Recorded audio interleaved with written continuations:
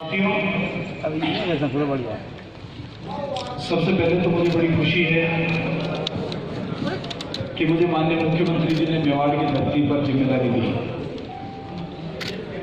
ये वो वीर भूमि है कि जिसने कभी भी अधीनता स्वीकार नहीं की। ये वो धरती है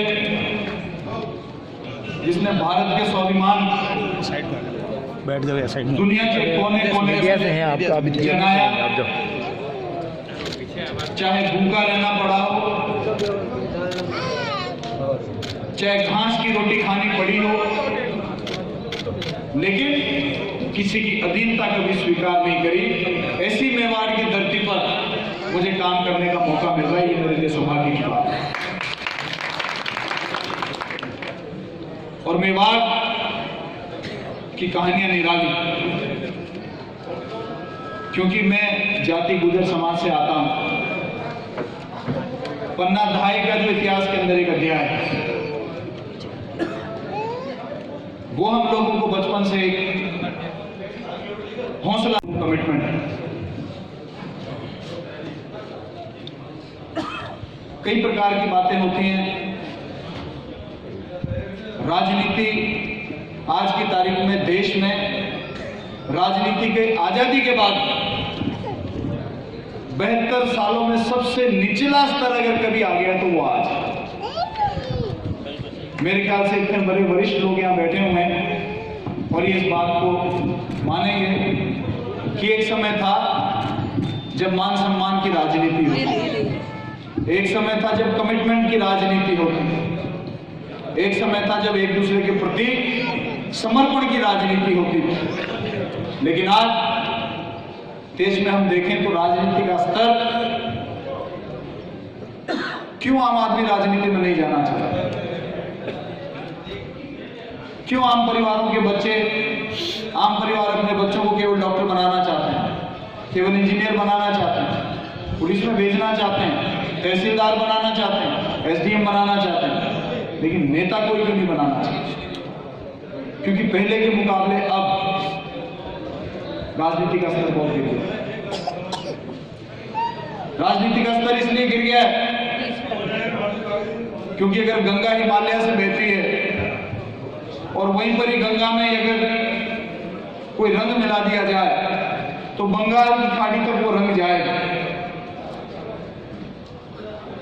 राजनीति में जो ऊपर बैठते हैं उनसे छोटे लोग सीखते हैं। परिवार का जो मुखिया होता है उसे परिवार के बच्चे सीखते हैं। आज देश का प्रधानमंत्री एक बहुत बड़ा पद होता है, लेकिन देश के प्रधानमंत्री की जो स्थिति और परिस्थिति है, किस प्रकार से देश के हर कंपनी को बेचने का काम कर रहे हैं, पैसे के बल पर, भ्रम के बल पर, झूठ और चालसाज के बल पर प्रदेशों की सरकारों को गिराने का काम देश के प्रधानमंत्री कर रहे हैं। वो सरकारें नहीं गिरा रहे हैं, वो जनता के मन को तोड़ रहे हैं। लोकतंत्र वो ताकत है जिसने हर व्यक्ति को बराबर खड़ा कर दिया, हर व्यक्ति का बराबर अधिकार, हर व्यक्ति का बराबर सम्मान।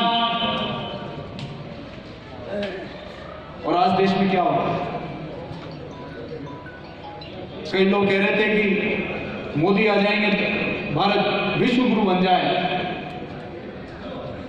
और मुझे तो लगता है कि जिस प्रकार से इकोनॉमी +9 पॉइंट से -24 पॉइंट जा चुकी है, जिस प्रकार से देश के बैंक दिवालिया हो रहे हैं, जिस प्रकार से छोटे से बड़े व्यापारी दिवालिया हो रहे हैं, जिस प्रकार से देश के किसान 5 महीने से सड़कों पर बैठे हुए हैं, लेकिन उनकी सुध लेने वाला कोई नहीं। लाखों की तादाद में आज किसान वहां पर बैठे हुए हैं। क्यों आज भी कोई अपने घर की खेती छोड़कर, अपने गांव को छोड़कर, अपने बुजुर्गों और बच्चों को गांव में छोड़कर दिल्ली की सड़कों पर पड़ा हुआ है 5 महीने से? क्यों? आज किसी को समय नहीं है। एक दिन भी अपन पार्टी के धरने में जाते हैं तो दोपहरी बाद में देखते हैं कि अब ये कब खत्म होगा। कईयों को गाय धोनी होती है, कईयों को काम करना होता है, कईयों को दुकान पे जाकर हिसाब लेना होता है, एक दिन का समय भी नहीं होता। लेकिन वो किसान अपने घर से 8 लाख का ट्रैक्टर और 2 लाख की ट्रॉली लेकर, वो फकीर नहीं है, भीख नहीं मांग रहा, अपना अधिकार मांग रहा। अपने घर से 10-12 लाख का सामान लेकर, अपने खुद का खाने पीने का सामान लेकर वहां दिल्ली की सड़कों पर पड़ा हुआ, पीछे उसके जानवरों को कौन घास डाल रहा होगा, पीछे उसके खेत में क्या हो रहा होगा, उसकी फिक्र किए बना। क्यों कि आज देश में तानाशाह सरकार, लाखों की तादाद में किसान बैठे हुए हैं, लेकिन उनकी सुनने वाला कोई नहीं। उसकी एक वजह, उसकी सबसे बड़ी वजह कि दिल्ली की सरकार धर्म की ओढ़नी ओढ़ी हुई है और उस धर्म के नाम पर, राम के नाम पर, हिंदुत्व के नाम पर देश के लोगों को बरगला कर अपनी रोटियां सेकने का काम वो लोग कर रहे हैं। क्या बुराई? अगर भगवान राम का मंदिर भारत में नहीं बनेगा तो कहां बनेगा? लंदन में बनेगा क्या? अच्छी बात है, बनना चाहिए, हम सब समर्थन करते हैं, हम सब दानदाता बनेंगे, इसमें कोई बुराई नहीं। लेकिन भगवान राम के नाम के झंडे को आगे रखकर इस देश के लोगों की मेहनत की कमाई को आप अदानी और अंबानी की जेब में डालने के लिए इस देश के बैंकों को बर्बाद कर दोगे, इस देश के किसान को बर्बाद कर दोगे, इस देश की मंडियों को बर्बाद कर दोगे, इस देश के ट्राइबल के व्यक्ति को बर्बाद कर दोगे। ये राजनीति नहीं हो सकती। ये सबको दिख रहा है। दुख इस बात का है, दुख इस बात का नहीं है कि देश का प्रधानमंत्री ये कर रहा है, क्योंकि उस दुख से तो उठ चुके। दुख इस बात का है कि आप और हम, समाज का हर व्यक्ति इसको देख रहा और सबको पता है कि ये व्यक्ति दिन रात झूठ बोलता है, सबको पता है कि धर्म की आड़ में अदानी अंबानी की जेब भरने का काम कर रहा है, सबको ये पता है कि इस देश को लूटा जा रहा है। हमारे बड़े बुजुर्गों ने जो आजादी की जंग लड़ी, अपना खून बहाया, आज वो जंग व्यर्थ होने वाली है, सबको पता है, लेकिन सब चुप बैठे हुए हैं। इस बात का दुख आपकी और हमारी कमजोर नसें इनके हाथ में धर्म की आड़ में अपने को चुप कर देते हैं, आम व्यक्तियों को चुप कर देते हैं। ये सोचने वाली बात। आपको याद होगा कि नोटबंदी हुई थी, मेरे ख्याल से हर व्यक्ति को याद होगा। तो नोटबंदी के समय सबको क्या बताया गया था? कह रहे तुम्हारा कुछ नहीं बिगड़ने वाला है, ये बड़े बड़े लोग हैं ना जिनके पास बड़ी बड़ी गाड़ियां हैं, इनको जेल में बिठा दूंगा, ये काले धन वाले जितने हैं इनको जेल में बिठा दूंगा और देश में हर व्यक्ति को बराबर कर दूंगा। लोगों को लगा मजा आया, वाह मोदी जी वाह, क्योंकि पैसे वाले व्यक्ति से समस्या तो सबको होती है। मोटर में घूम रहे हैं, इसकी मोटर टकरा जाए तो ठीक रहे। ये अपनी प्रवृत्ति है, अपनी कमजोरी है, जो उनको पता कि दूसरे का बुरा बताओ तो ये राजी राजी में खुद के भी पैर जला लेंगे। इसकी एक छोटी सी कहानी आपको बताता, किसी समझदार आदमी ने मेरे को बताई। आपके और मेरे जैसा एक आदमी भगवान महादेव की पूजा कर रहा था। 10-12 साल उसने तपस्या करी और 10-12 साल तपस्या करने के बाद में भगवान महादेव प्रकट हुए। भगवान ने बोला बोल तुझे क्या चाहिए? आदमी तो मेरे और आपके जैसा कमजोर दिल का था। वो जैसे ही बोलने लगा भगवान ने बोला रुक, तू जो मांगेगा तुझे मिलेगा, लेकिन तुझसे दुगना तेरे पड़ोसी को मिलेगा। अब वो तो टेंशन में आ गया, अगर मैंने एक बंगला मांग लिया तो मेरे पड़ोसी के 2 बंगले हो जाएंगे, मैंने 100 बीघा जमीन मांग ली तो पड़ोसी के 200 हो जाएंगे, मैंने कारोबार मांग लिया तो पड़ोसी के 2 कारोबार हो जाएंगे। धर्म संकट में आया, पसीना पसीना हो गया। थोड़ी देर में सोचने के बाद बोला हे प्रभु, अगर मैंने 12 साल तेरी इसलिए तपस्या करी और तुम मुझसे खुश है तो मुझे एक आंख से काना कर दे,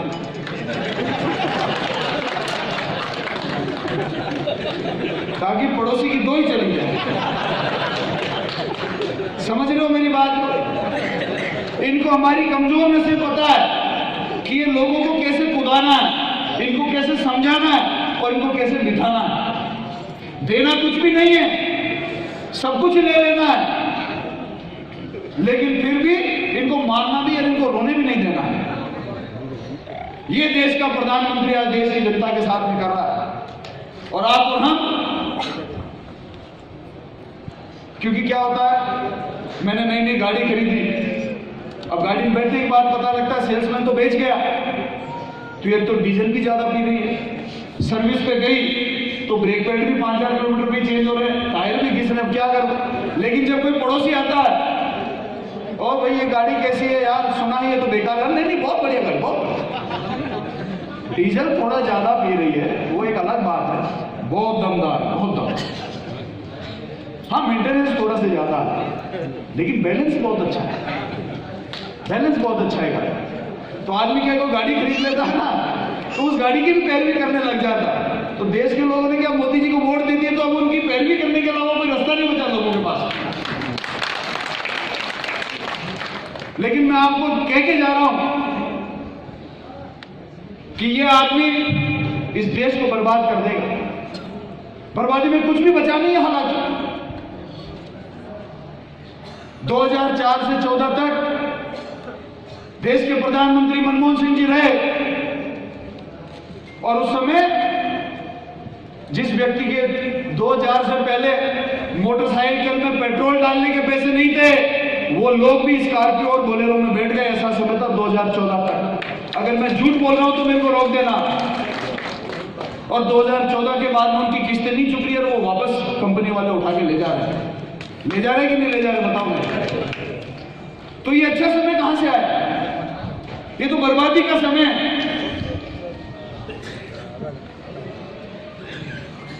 मतलब देश हित में 100 रुपए में पेट्रोल खरीदो, ये कौन सी बात है? और देश हित किसका हित है? रिफाइनरी किनकी है? अदानी अंबानी की। अभी किसानों का ये जो इश्यू चल रहा है, अब आप समझो कि सरकार मंडी बंद नहीं करेंगे, ठीक है साहब, फिर क्या करोगे? इसके आगे अदानी अंबानी के सामने मंडी खोल देंगे। अच्छा साहब, फिर क्या होगा? सरकारी मंडी में तो टैक्स लगेगा, लेकिन प्राइवेट मंडी में टैक्स नहीं लगाएगी सरकार, तो सरकारी मंडी बंद नहीं हो जाएगी थोड़े दिनों में? और जब सरकारी मंडी बंद हो जाएगी, फिर प्राइवेट मंडी वाला जचेगा जो व्यापार करेगा। आज से 15 साल पहले जितने लोगों के पास में मोबाइल था, सबके पास BSNL का मोबाइल। जियो ने 12 महीने फ्री का माल दिया तो लोगों ने सब छोड़ दिया। आज सारा पैसा जियो उठा रहा है, पूरे देश के एक व्यक्ति का पैसा। आज एयरटेल गायब हो गया, BSNL गायब हो गया, वोडाफोन गायब हो गया, जियो ही जियो रह गया। अब जियो पैसे नहीं ले रहा, अभी भी फ्री में चल रहा है जियो। मैं वही कह रहा हूं कि ये मंडी वाला भी सिस्टम यही है। प्राइवेट मंडी आएगी, टैक्स फ्री आएगी। पहले सरकारी मंडी कैसे बंद हो, उसके लिए उसमें नए नए उपहार दिए जाएंगे। सरकारी मंडी जब बंद हो गई, सरकारी कर्मचारी रिटायर हो गए, सरकार उनको दूसरे डिपार्टमेंट में डेपुटेशन कर देगी, जमीन की नीलामी हो जाएगी। उसके बाद में प्राइवेट मंडी में मन मर्जी की कीमत से किसानों की फसल को खरीदा जाएगा, और उसके बाद में इस देश के किसान में सुसाइड करने के अलावा और कोई ऑप्शन नहीं बचेगा। और इसलिए किसान वहां पर आंदोलन कर रहे हैं। उन किसानों को आतंकवादी कहा गया, पाकिस्तानी कहा गया, चीनी कहा गया, खालिस्तानी कहा गया। क्यों? क्योंकि उन्होंने मोदी जी के फैसले का विरोध किया। क्यों नहीं कर सकते? सीधा देशद्रोही बना देते हैं। यह सोचने की बात है। मैं कह रहा हूं आप लोगों को, अगर यहां पर हमने इस विचारधारा को नहीं रोका, और मैं तो खुला कह रहा हूं, ये हिंदू हिंदू हिंदू करते हैं, ये सिखों को खालिस्तानी बता रहे हैं, आतंकवादी बता रहे हैं। अरे सिख पंथ तो वो पंथ है जिसने हिंदू धर्म की रक्षा के लिए जन्म लिया। सिख पंथ जो बना था वो तो केवल हिंदू धर्म की रक्षा के लिए ही उसकी उत्पत्ति हुई।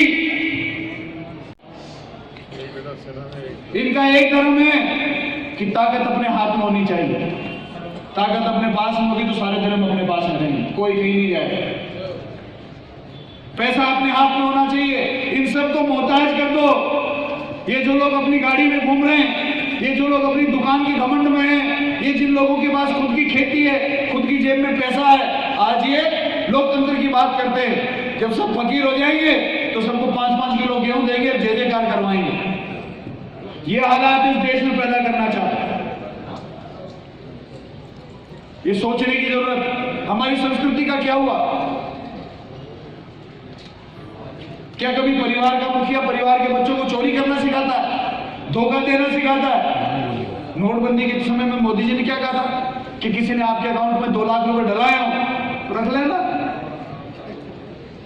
देश का प्रधानमंत्री यदि किसी ने मेरे अकाउंट में 2 लाख रुपए डला भी दिए तो या तो वो मेरा रिश्तेदार होगा, या फिर मेरा मित्र यार होगा, या फिर ऐसा कोई व्यक्ति होगा जिससे मेरा ऐसा व्यवहार होगा कि उसने मेरे पर विश्वास करके मेरे अकाउंट में 2 लाख डला दिया। तो मैं 2 लाख रुपए के लिए रिश्तेदारी तोड़ दूं, यारी तोड़ दूं और मेरा व्यवहार तोड़ दूं? ये तो देश का प्रधानमंत्री शिक्षा दे रहा हूं। मैं आप लोगों को कह रहा हूं, ये दोनों की रंगा बिल्ला की जोड़ी है और ये दोनों ने गुजरात को बर्बाद तो कर ही दिया। आप लोगों की तो गुजरात बहुत नजदीक है, ये गुजरात मॉडल बताते हैं। मैं दावा कर रहा हूं, यहां खुले मन से कैमरे भी चालू, आप सब लोगों के सामने कह रहा हूं, आप कोई गुजरात जा सकता हो तो आप जाके देख लेना। जितने बुरे हालात गुजरात में आज की तारीख में देश में कहीं भी नहीं है। गुजरात के लोग गुलामी की जिंदगी जी रहे हैं, गुलामी की, डरते हैं, उनको बोलने नहीं दिया जाता। थोड़ा सा कांग्रेस का माहौल बनती, बराबर सीटें कैसे आ गई? 2017 के अंदर गुजरात में थोड़ा सा गुजरात के लोगों को उम्मीद नजर आई कि इनको पलट सकते हैं, तो कांग्रेस की बराबर सीटें आ गई। तो कहीं ना कहीं अंदर तो उनके गुब्बार तो था कि इनको पलटो। किस्मत थी कि 5 सीट से 6 सीट से रह गए। उम्मीद चाहिए लोगों को, बोल नहीं पा रहे हैं। अपने यहाँ पर ऐसी परिस्थितियां नहीं है। क्या आप और हम ये चाहते हैं कि हम ऐसी परिस्थितियां अपने आने वाली पीढ़ी के लिए छोड़ के जाए? आज अपन आजादी के इस देश में चैन की सांस लें, ईमानदारी से जिए, अच्छी शिक्षा लें। इसके लिए हमारे बड़े बुजुर्गों ने जाने दी। क्या हम ये चाहते कि हमारे आने वाली पीढ़ियां गुलामी के वातावरण में सांस ले, अपने मन की बात को कह नहीं सकें, और जो कोई उनके कलेक्टर हो या उनकी पार्टी के लोग हो उनके आगे बाबूजी बाबूजी करते फिरे? कि वापस गुलाम बनाना चाहते हैं हम इस देश को? ये सोचना पड़ेगा। और ये चुनाव हर चीज का जवाब, हर चीज का जवाब। मैं आप लोगों से एक निवेदन करना चाहता हूं।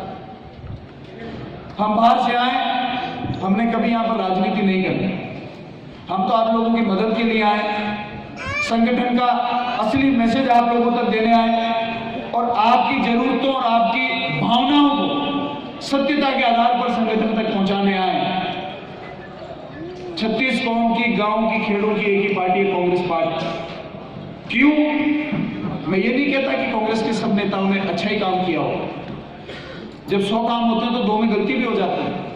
100 नेता होते तो 1-2 भ्रष्ट नेता भी होते हैं, 100 पुलिस वाले होते तो 2 भ्रष्ट पुलिस वाले भी होते हैं। ये हमारे ही समाज का एक चरित्र है, क्योंकि हमारे परिवारों में से नेता निकलते हैं, हमारे परिवारों में से ही पुलिस वाले निकलते हैं, और हमारे परिवारों में से ही वो फौजी निकलते हैं जो बॉर्डर पर जाकर अपने सीने पर गोली खाते हैं।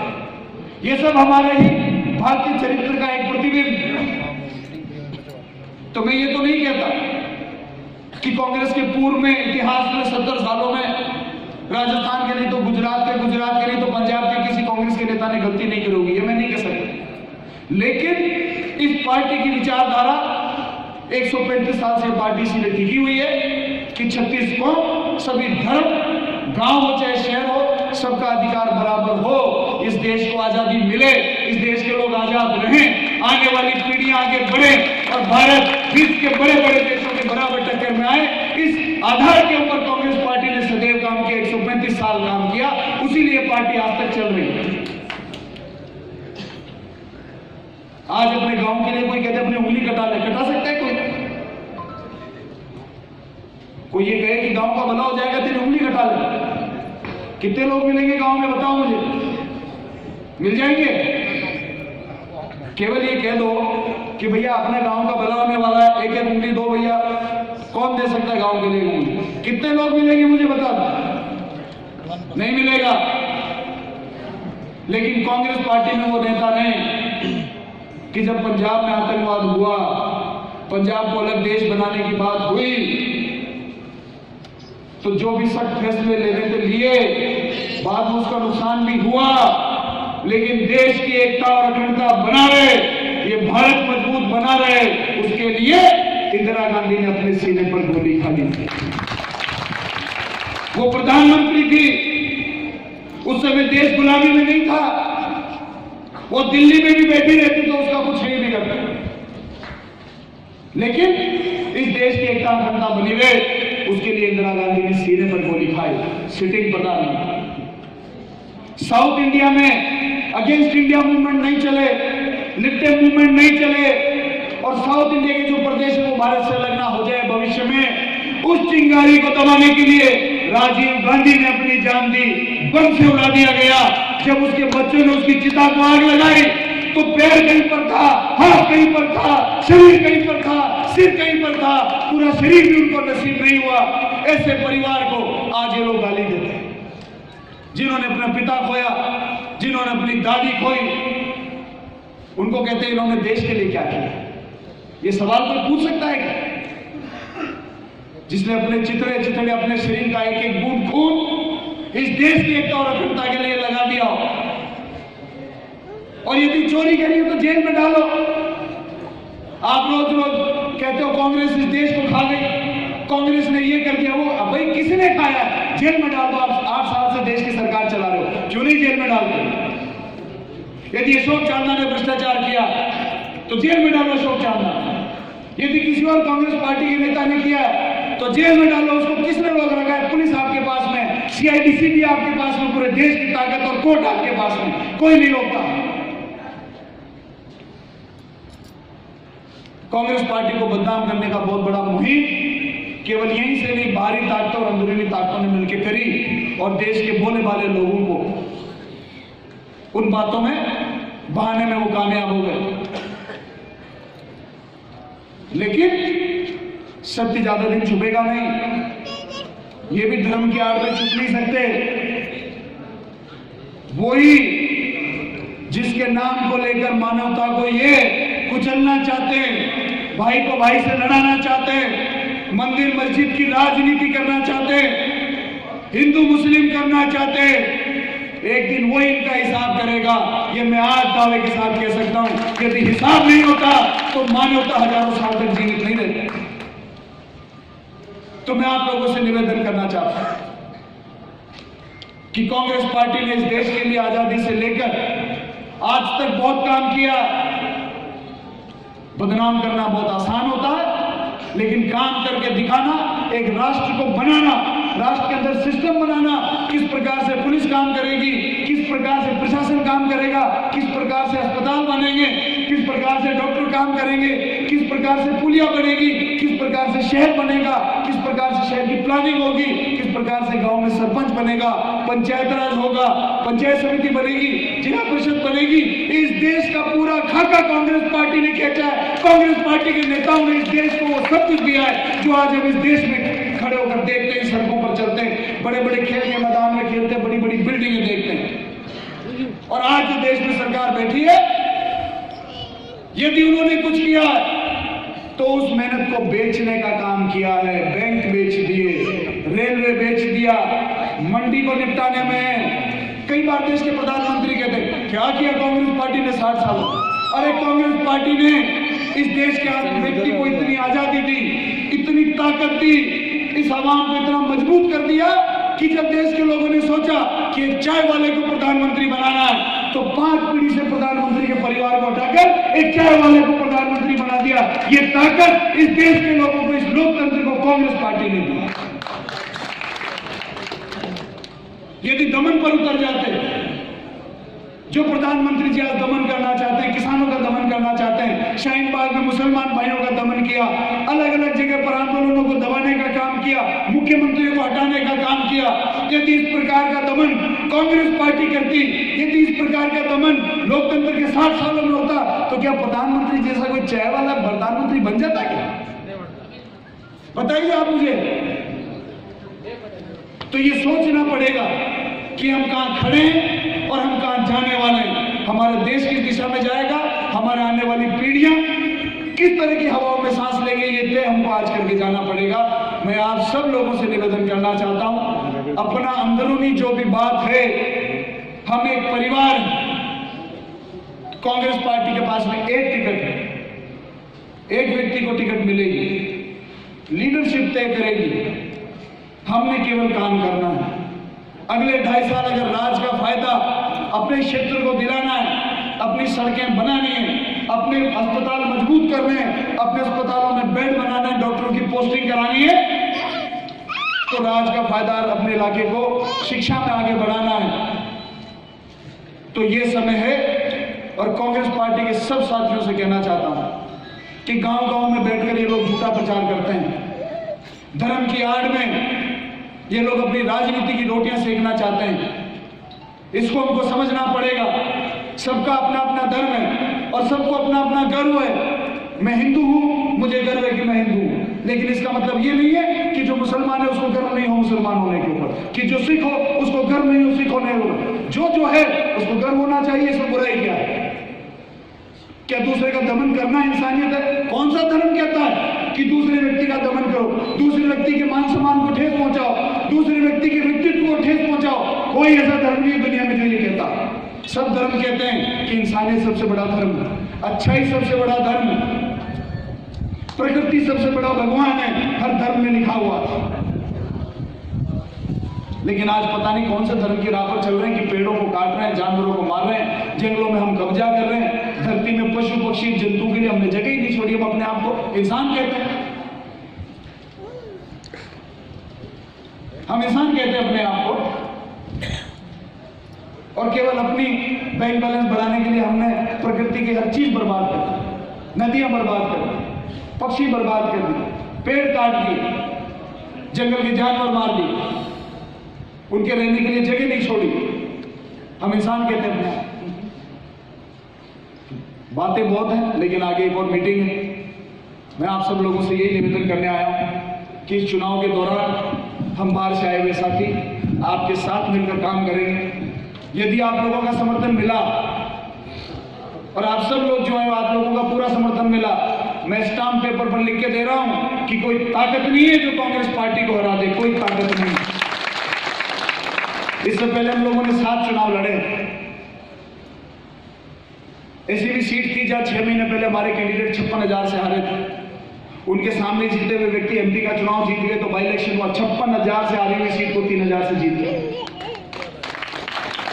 ऐसी भी सीट है जहां कांग्रेस पार्टी के नगर पालिका के टिकट बढ़ जाते थे तो अकाली दल के लोग उनको अगवा कर लेते थे और उनके घर वालों को कहते हैं जीत गया तो इसकी लाश आएगी और हार गया तो ये जीवित आएगा। उनकी कांग्रेस पार्टी के लोगों की हिम्मत नहीं होती थी कि थाने में जाके केस दर्ज करा दे अकाली दल के खिलाफ। उनके गृह जिले के अंदर उनकी छाती के ऊपर बैठकर 2 बार लगातार 47 साल से 47 ईयर्स तक अकाली दल की लगातार जीत हुई। हम लोग 2 चुनाव वहां पर लगातार अपने राष्ट्रीय अध्यक्ष अमरिंदर सिंह राजा को जिता सका। जो व्यक्ति ठान ले और जो मन में बांध ले उसको कोई रोक नहीं सकता, कोई रोक नहीं सकता। क्यों? कि हमारे साथ जनता है। ईमानदारी से देखो तो कांग्रेस ने बहुत काम किया हुआ है। अपने मन में इस बात को ठानने की जरूरत है और कांग्रेस पार्टी के लोग हैं जिनकी गांव में आज भी पेट है, थोड़े शर्मीले लोग हैं, किसी से बाहर टकराव से बचते हैं। इज्जतदार लोग वैसे भी टकराव से बचना चाहते हैं, लेकिन पेट है तो कांग्रेस पार्टी के लोगों की आज भी है। ये जो रोज इनके प्रचारक आते हैं इधर उधर के, जिनके घर का पता नहीं, परिवार का पता नहीं, बच्चे हैं कि पता नहीं, जो आदमी घर परिवार को जानता नहीं हो वो दूसरे के घर परिवार का क्या ध्यान रखेगा? वो क्या महसूस करेगा कि जिसके घर में परिवार होता है, बच्चे होते हैं, बूढ़े बुजुर्ग माता पिता होते हैं, उनका दुख क्या होता है, वो किस चीज से गुजरते हैं, उनको किस प्रकार का समाज चाहिए, उनको किस प्रकार का राज चाहिए, उनको किस प्रकार का शासन चाहिए। जिनके घर में कुछ नहीं वो क्या समझेंगे।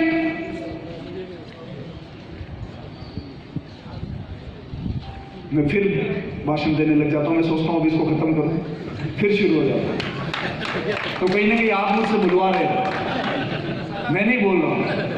तो मैं आप सब लोगों से अंत में, क्योंकि आगे भी मीटिंग और इस चुनाव के दौरान आपके गांव-गांव में आना होगा, आपके पंचायत में आना होगा, आप सब लोगों से संपर्क बनाकर रखें। और चुनाव के बाद भी मैं यहाँ कहकर जा रहा हूं, इस चुनाव के बाद भी एक तो आपके क्षेत्रीय विधायक का बंगला जयपुर में और अशोक चांदना का मंत्री का बंगला आप वल्लभ नगर वाले लोगों के लिए हमेशा खुला रहेगा।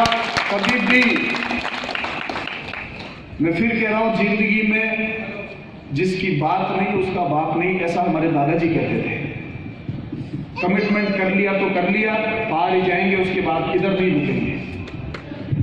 आप लोगों के लिए ये समय है, हमारी सरकार के लिए भी एक समय है ये बताने का, क्योंकि बीजेपी बहुत हर प्रकार के, जब चुनाव आजकल लड़ रही है तो पैसा, जहर, सोशल मीडिया, पत्रकारिता, सब कुछ एक कोर्ट तक अब तो ऐसा लगने लगा है कि कहीं ना कहीं कोर्टों में भी चीफ जस्टिस रिटायर होते अगले दिन राज्यसभा से एमपी बन रहे हैं और 2 दिन पहले इनके पक्ष में फैसले सुनाकर जा रहे हैं, इनके मर्डर किए हुए लोगों के भी नाम निकाल कर जा रहे हैं। तो ऐसा लगता है कि क्या सब खत्म हो जाएगा। लेकिन मैं आपको कह रहा हूं कि दौर कोई भी नहीं रहा, हर दौर को निकल जाना पड़ता। दिन भी ढलेगा और रात के बाद में फिर दिन भी उगेगा। यह प्रकृति का नियम है कि अगर दिन है तो इस दिन को भी, सूरज को भी जाना पड़ेगा, इसके बाद भी रात आएगी। और यदि रात हो गई है तो चिंता मत करो, मजबूत रहो, सूरज फिर से उगेगा, घबराने की जरूरत नहीं है, फिर से उगेगा। ये प्रकृति का नियम है। प्रकृति से बड़ी ना कोई पार्टी है, ना कोई इंसान है, ना कोई विचारधारा है। प्रकृति के नियम से बड़ा कुछ नहीं है। फिर से दिन उगेगा और फिर से वही वातावरण आएगा। आप सब लोग यहाँ पधारे, आपका सबका बहुत बहुत धन्यवाद। और आपके साथ में संवाद हम जारी रखेंगे, चुनाव तक हम आप लोगों के बीच में रहेंगे। अभी तो जरूर 2-4 दिन का गैप दे देंगे, क्योंकि